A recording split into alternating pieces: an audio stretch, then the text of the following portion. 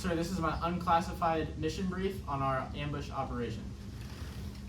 Beginning with our enemy situation, we have one enemy North Torbian squad heading north across this road. They have motorized capabilities, but will likely dismount in any road junctions or narrow passageways like the bridge at TRP-1.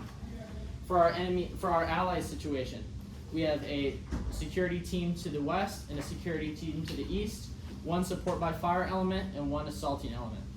As for our security elements, our western team consists of 2 riflemen interdicting any enemy movement to the west, and our eastern team consists of 1 rifleman and 1 grenadier, with the grenadier clearing any dead space in this area of personnel and interdicting any enemy movement again to the east.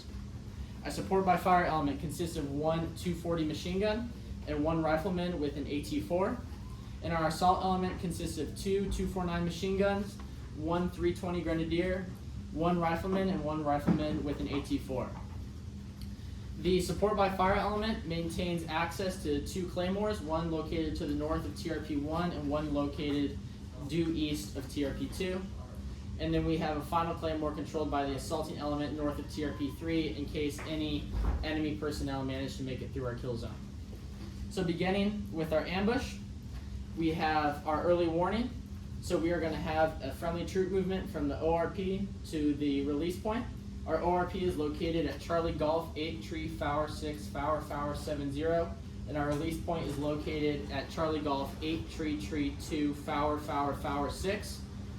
So going from ORP to the RP, we will then disperse into our respective elements at the release point, and then with the squad leader going with the assault team, he will position his assaulting units as he sees fit. So for our initiation, when the enemy enters our kill zone outlined in this black box, we will have the assaulting element laying down a base of fire in the vicinity of enemies being near TRP-1, and then our support by fire element will actually initiate the contact with suppressive fires, and they will detonate their claymore as enemy personnel group up in the area.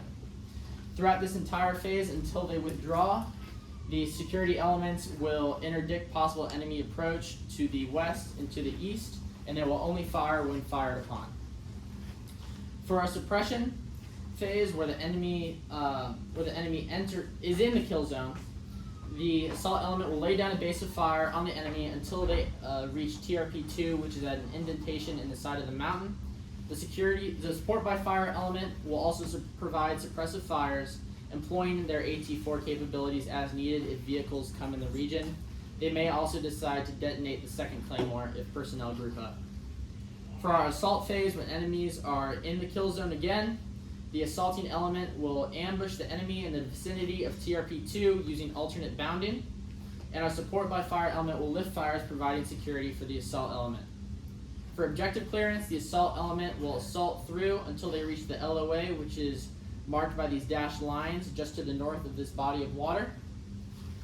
And the support by fire element will continue to provide security.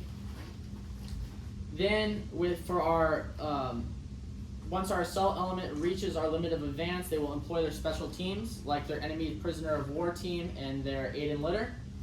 And this is where the withdrawal phase begins, with withdrawal phase red, where our assault element will withdraw to the release point. Then phase white, where our support by fire element will withdraw to the release point, and withdrawal phase blue, where our security elements to the east and the west will withdraw to the release point. For reconsolidation and reorganization, all elements will move from the release point that they reconvened at back to the ORP. And now for our specific engagement criteria, our 249s will be firing at a sustained rate of fire at 50 rounds per minute, and our 240 and our support by fire element will be firing at a rapid rate of fire at 200 rounds per minute. 320s will be targeting personnel in dead space, and M4s will be targeting crew-served weapons as well as general personnel.